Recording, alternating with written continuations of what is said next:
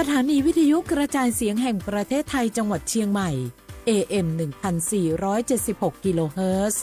สถานีวิทยุภาคภาษาชาติพันธุ์แห่งเดียวในประเทศไทยที่มีความทันสมัยเชื่อถือได้สร้างอัตลักษณ์กลุ่มชาติพันธุ์สู่สากลนี่รู้กันไหมสิทธิบัตรทองหรือบัตร30 บาทเป็นสิทธิหลักประกันสุขภาพตามกฎหมายที่ช่วยคุ้มครองคนไทยทุกคนให้เข้าถึงบริการสุขภาพที่จำเป็นโดยไม่ต้องเสียค่าใช้จ่ายเลยนะครอบคลุมทั้งการรักษาพยาบาลการป้องกันโรคการฟื้นฟูสมรรถภาพทางการแพทย์เรียกว่าช่วยให้คนไทยอุ่นใจกันเลยทีเดียวสอบถามเพิ่มเติมสายด่วนสปสช1330เจ็บป่วยเล็กน้อยอาทิมีไข้ไอเจ็บคอ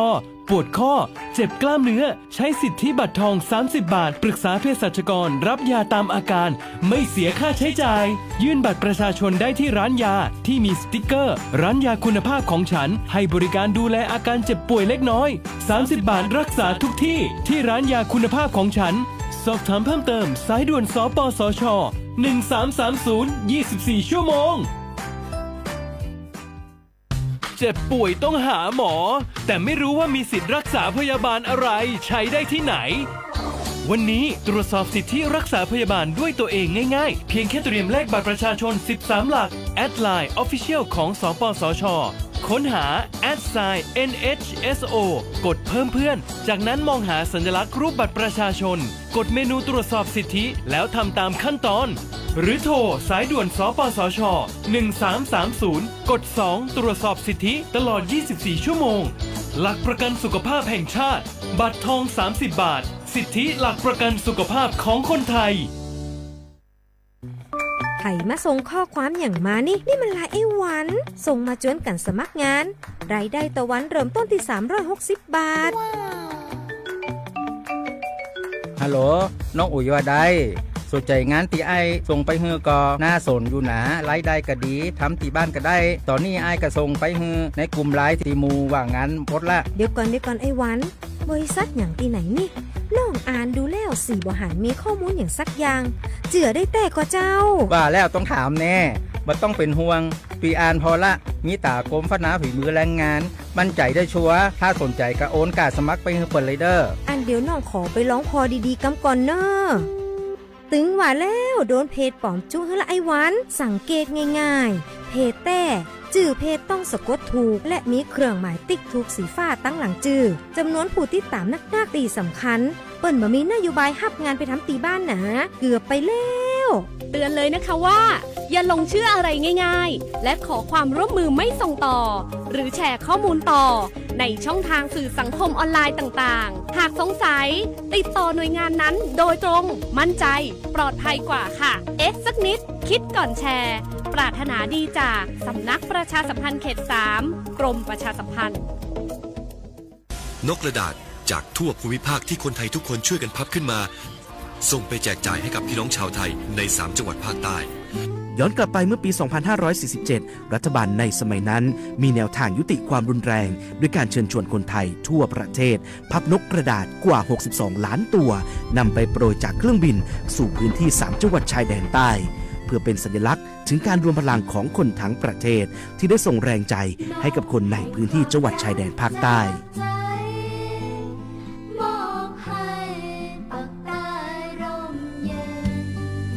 นกกระดาษกว่า 62 ล้านตัวที่โปรยมาจากฟากฟ้าในวันนั้นได้นำมาก่อสร้างเป็นอนุสาวรีย์นกสันติภาพที่ชาวจังหวัดนราธิวาสเรียกกันว่าวงเวียนนกผ่านมาแล้วกว่า 20 ปีอนุสาวรีย์นกสันติภาพยังคงตั้งตระหง่านและกลายเป็นสถานที่จุดเช็คอินของนักท่องเที่ยวแม้ว่านกสันติภาพตัวนี้จะไม่สามารถส่งเสียงได้แต่ก็คือสัญลักษณ์แห่งความหวังโดยหวังว่าวันหนึ่งบ้านเมืองจะกลับมาสงบสุขและมีรอยยิ้มอีกครั้งสันติสุขชายแดนใต้สร้างได้โดยสันติวิธี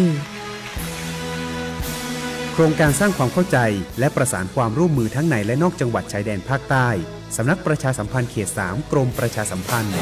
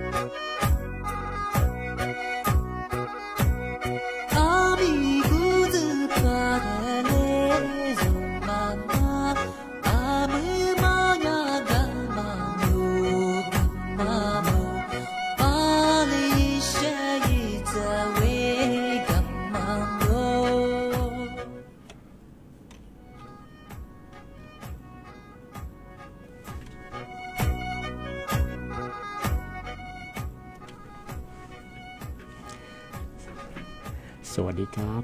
ข้อคว้างาชของในเมนีโมนีโมขวานีสามโมกะรายการลิสงโดดสุดกว่าไปแล้วไงเชื่อว่าถ้าวิทยุวัฒนาจารย์สูงที่ทาง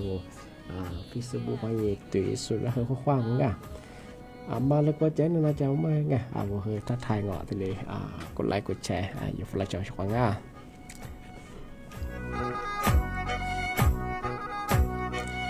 เอาลิสงอุปการกุปทาที่หมายงานสถานีวิทยุงานกระจายเสียงแห่งประเทศไทยจังหวัดเชียงใหม่วันโดยจ้างเอาวิทยุโดยจะมาเฮยความถี่ไงไม่ใช่เฮยที่ตัวลี่ฮะฉีดซื้อโชว์ขึ้นว่าโดยจะที่ถ้ายี่ระบบก็คือ AM ไงที่ตัวลี่ฮะฉีดซื้อโชว์ขึ้นว่าโดยยังไงระบบ AM ไงที่ถ้าว่า Facebook ไลฟ์จะมายิบเพลงของเบอร์สวทเชียงใหม่AM 1476กิโลเฮิรตซ์ไลฟ์จ้างเอาเบอร์โทรศัพท์เบอร์053 007 ไว้ชิดขวาแบ่ง053 276 007ไม่ใช่ของในไม่ถึงยังก็เบอร์เอาลิซูเอาลิซูบังโอเป็นยังที่5 นี่นี่ไม่ถึงยังไม่เคยนี่ยี่ขวดนี่ตัวนี่จืดว่าขวดเอาลิสุยสีขวดดูเราที่ขวดมั้งที่เขามาใส่ไว้ติดกับตัวช่วงตุดจีนก็เชื่อที่ดีจังงช่วงที่เป็นยังมาเล่นตัวกับเบี้ยกับช่วยช่วงตุดจีนช่วงมาไปเปลี่ยนยังว่ากับเบี้ยที่มาก็เดือดมากกว่าเชื่อที่ว่าพี่ว่าโดดตั้งเป็นยังโลเชื่อสู้ถ้าเชื่อช่วงเมาแล้วขายมาบ่หอมเมาแล้วขายบ่เคยมาเคยกฎหมายแล้วช่วงไงกฎหมายจราจรยังเคยถ้าเมาแล้วขายยังเคยปรับไม่เกิน 4,000 บาทไงที่มาเคยกฎหมายจราจรปี67ไงอันนี้ก็เรามาอิชุดเราบางมาเคยแต่สมุทรสงครามที่ยังเคยว่าจะเคยหลัดโชมีอะไรบ้างไงเราชื่อเคยแต่ก็ยังถ้าชิมเงาแต่ยังชื่อไงเนี่ยก็คือเนี่ยจะบ้างไงมาแต่มาสุดเยี่ยมที่นี่ไงท้ายบางคือนี่ไม่ถึงมาคือที5ซาซึทียังไงนี่ไม่ถึงมาคือที5ซาซึทีนี้บางเชียวกันสั้นบางคือบางยี่สิบเราไงนี่5ทีนี้ดูละที่บางคนเนี่ยสั้นทีนี้บางคือหนักชูยังไงนี่5ทีนี้บางคือช่องไงเสื้อมาในส่งสั้นบางคือมาคือทำไม่ได้มาคือยิ่งใช้สิทธิ์ไงเลือดต้านที่อยู่ว่าช่องมา20จะบางคือยิ่งใช้สิทธิ์เลือดต้านยังไงสั้นบางคือยูที่ยังมังเทวันที่1กุมภาพันธ์ในแนบ8โมในแนบ8โมขวานี้มือเครื่องหัวโมดซึ่งชงมันก็แต่ไม่ได้ง่ายบ้างครับว่าเลือดตายยังงอปัญญายิบบะคือเตงที่นี้บะมาจุดพิเรบ้างคือใบขีดดูพระสปอร์คือดังเปียขวานโนมีบางว่าคือหมวอายุก็เลยบางว่าคือแต่นี้อยู่หน้าหลวงแต่ไม่ได้แบบ8โมขวานี้ว่าโมดซึ่งชงที่นี่ที่ถึงบางคนปัญญาปีขวาว่าสัญญาว่ามาเลือดตายยังมาคือเยี่ยมันนางมันนางปัญญาอะไรกี่เยี่ยมันนางมาคืองว่ายิ่งที่รายงานตัวว่ายิ่งแจ้งเหตุผลยังมาไงก่อนเลือดตั้งจิตว่าก็คืองมาสัญญาคือกูลองนี่ไม่คือวันสุดท้ายอันนี้ก็คือเลือดตั้งยิ่งกันนักยิ่งหนักกันยังก็คือชีนี้ก็คือไงที่วันที่8ว่าวันที่2ว่ายังวันที่8ซึ่งว่ายิ่งแจ้งเหตุผลอะไรกี่โนมาลามางออะไรก็นมาใช้สีมาเคยนี่ที่แรงงานตัวที่แจ้งเหตุผลที่ยอดงานว่าในพื้นที่ท้องถิ่นไงที่ว่ายิ่งมืออะไรกว่าดาบไงพี่ค่อยใช้สีมาเคยอะไรกว่ายิ่งเลือดใต้มาเคยไงกว่ายิ่งใจชงเทศบาลหรือชงงานมาเคยเดินมาสัจเจช่าง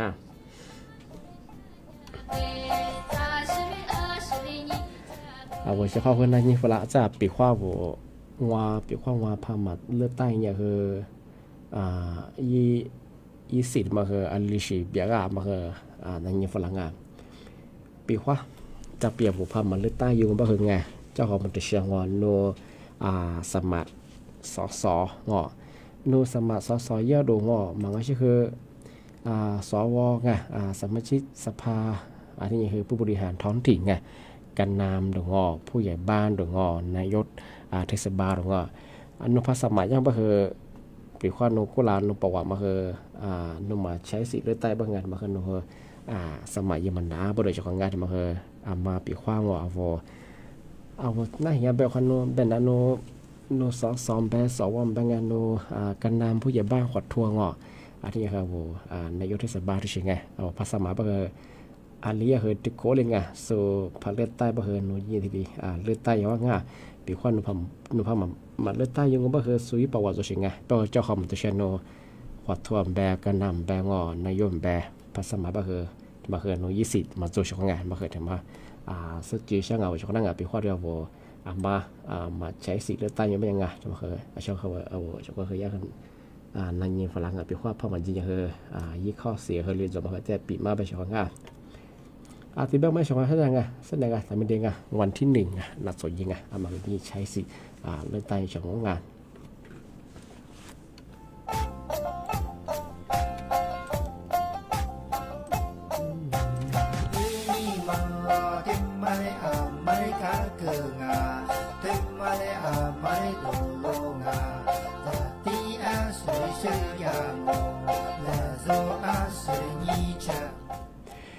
ที่นี่ที่จะมาช่วงงานทำมาคือกูหลักคือเน้นแบะที่บุญล้อมได้ไงตลอดเลยปีมาเลยที่ประกาศยาวไงมาสาบะคือไงหลายพื้นที่ไงหลายพื้นที่เป็นไงติดกันเลยไงส่วนตัวมาสาบะคืออัตุมาเกิดสู้ไงช่วงงานชื่อทางไว้ขาดว่าหมู่บ้านจะจังหวัดเชียงรายไงยาคืออัตุสุดๆแล้วคือละสวัสดิ์ลิวัตที่เลยซูมูลไปช่วงงานมาคือมาสาบะคือสุดๆรอเสียงรัฐบาลยังไงมาคือชิบุตรมาคือตุสุสานมาคืองยี่หมอกควันหมอกควันตุกุเชียงวันมาคือยี่ค่า PM 2.5มาคือมีเสียงที่มาคือมาสาคือรัฐบาลคือยังไงมาคือตุมาเกิดช่วยช่วงงานอันนี้มาคือถัดส่งพัฒนามาคือสุดสัญญามาคือพันยามันมาคืองานมาคือข้อหาไงสู่ถัดส่งมาคือส่งมาไงมาคือสามาบุไงพวกมาคือยี่ตัวเฮียที่เรียกโคจางว่าช่วงงานที่ก็ถือว่าคือกุหลาบน้ำใบยื่นลงกันที่ก็ถือว่าคือส่วนมากเกิดส่วนใหญ่คือว่าเมียงะว่าลูกเมียหรือว่าเขตอุทยานที่เชื่อมันเกิดส่วนแล้วหรอว่าเมียยาวหิ้งกันเลยก็จะยาวสู้ดาวน่ะทำไมคือที่ตัวสู้ตัวเชิงะทำไมยังมันง่ายช่วงงานมันคือมันเกิดช่วงงานโน้เมียส่วนแบบว่าโน้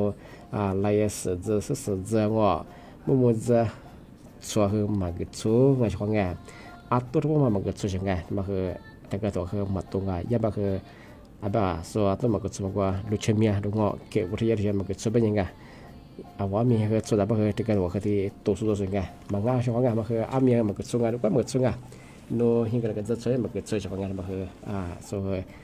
ป้องกัน PA 2.5 งานว่าตัวสุดท้ายมันคือยี่มลพิษว่ามีบริษัทคือยาตุกมาแล้วมันคือยี่หมอกควันยี่ดูคือตัวเชิงงานที่มันคือสุขภาพมาขาก็แรงอันนี้คือกับเบลกว่าสุดคือเมื่อยังกับเวลาจะไปชงอากาศมาขาเป็นไงอันนี้ก็คือมาคือตัวสัตว์โซเชียลกันที่มีกับพวกนี้งวงหัดซึ่งไงมาคืออะไรกูซึ่งยังไงกูซึ่งนี่ก็คือบาสมาซึ่งก็เรียกว่ามันเกิดโซเชียลกันมาคือที่มาปีมากเลยสุดที่ช่างมาพัดส่งมาคือมาสักคือรัฐบาลยาขึ้นยาเข้มมวยยังไงมาสุดก็คือยาตะลังว่าสุดหลังที่มาคือที่มาแจ้งเตือนช่าง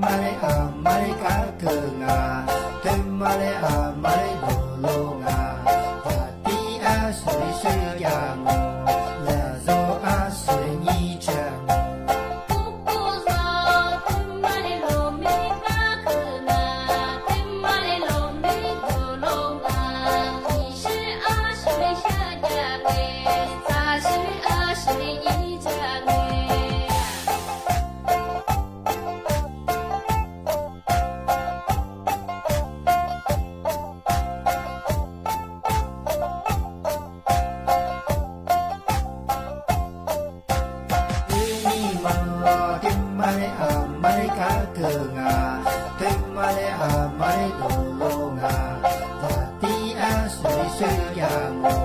来做阿是你家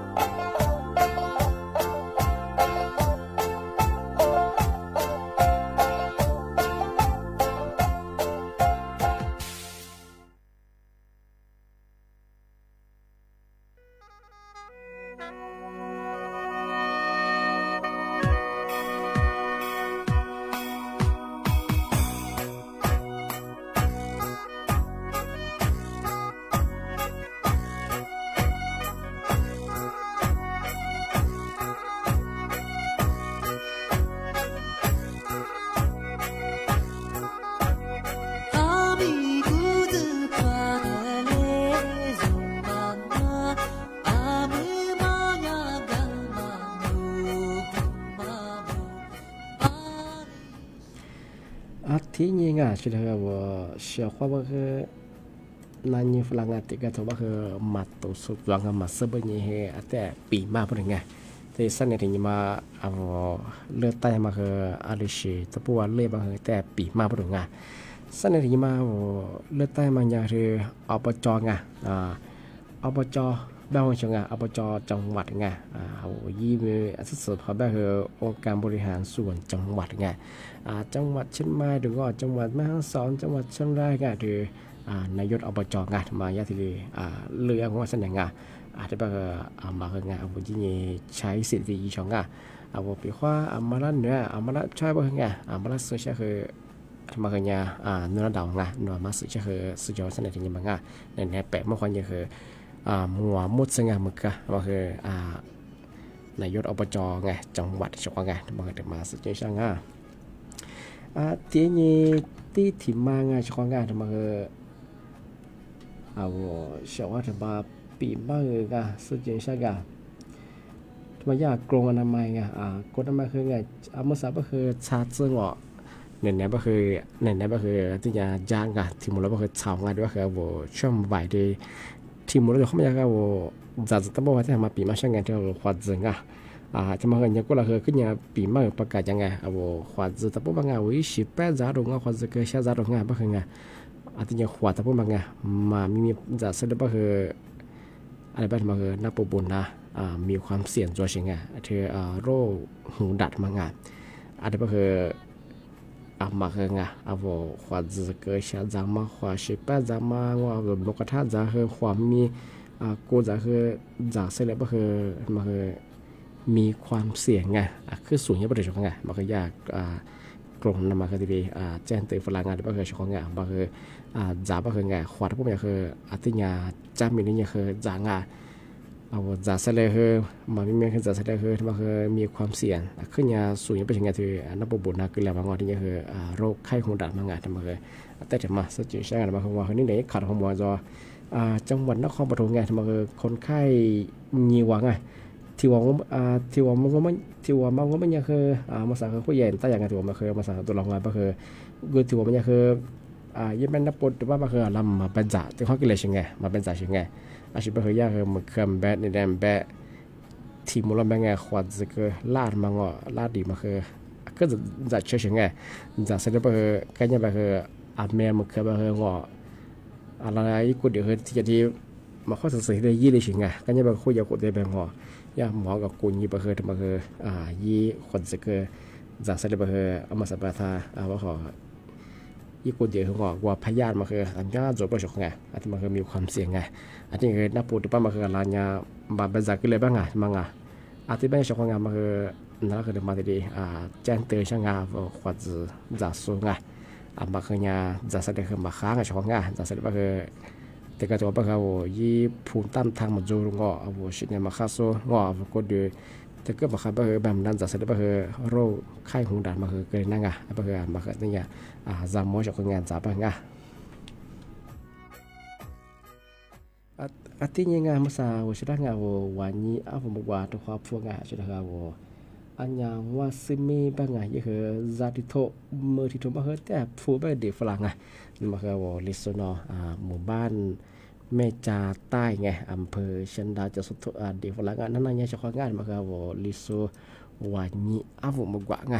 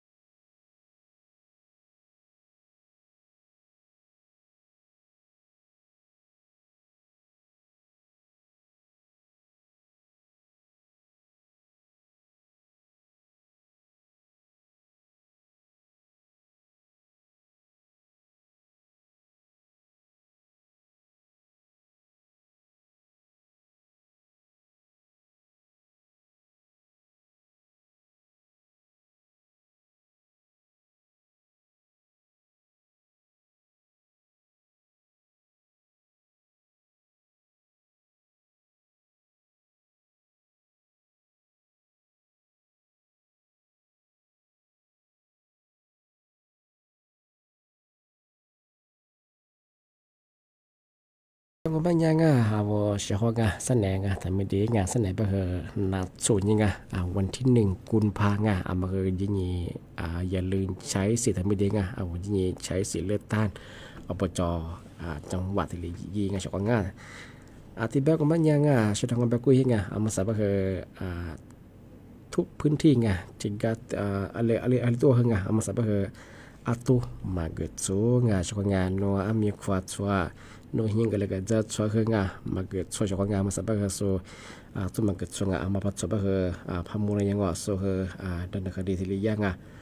อาทิตย์ปัญญาอาวุธสุดแปลว่าจากว่าก็แต่ปีมังงาที่กระตัวก็คืออาวุธสุดว่าคือมัดตัวก็คือว่ามีส่วนใหญ่ที่มันโค้งเขาเป็นคืออันนี้สวยแบบจะสู้อย่าเจ้าหน้าที่พาสุดได้ไปคืองอดมาเปียวหัวงอยิ่งมาเศร้าจากงานโจ้หัวงาอาทิตย์ปัญญามาสาธิตนี่มีกับพวกว่ายิงว่าฮัดใช่ไงผมมีจะสู้งามาคือยาคือตัวถัดสู้บริงาตัวส่วนคือยี่หมอกควานงอที่PA 2.5มาคือมีงาก็คือสุขภาพคือมาค่าเกลียงานมาค่ะแต่มาปีมากที่เจนเตยช่างงานอธิบายอย่างสั้นเนี่ยงานสมมติว่านี้เจ้าว่าคือตัวความมูลค่านี่มีที่มูลแล้วก็คือโชว์ได้งานปีมาคือที่แหลมจงงานอธิบายคือนั่นแหละคือบุบงานอาทิตย์ยังมาสาชวนตุจีก็คือมาแล้วกว่ากับเบียกับกว่าอย่างงานมากกว่าเดียวมากกว่าชุดดูแลสุขภาพเยอะจังงานอธิบายโชว์ได้งานทัศน์ที่หลังจากของงานข้อความสวัสดีครับ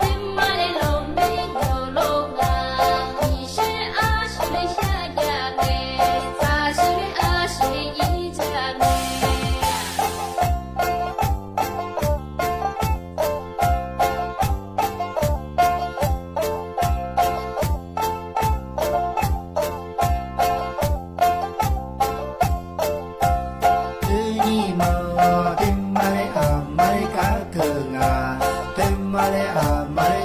lo nga ta ti a sui sui yang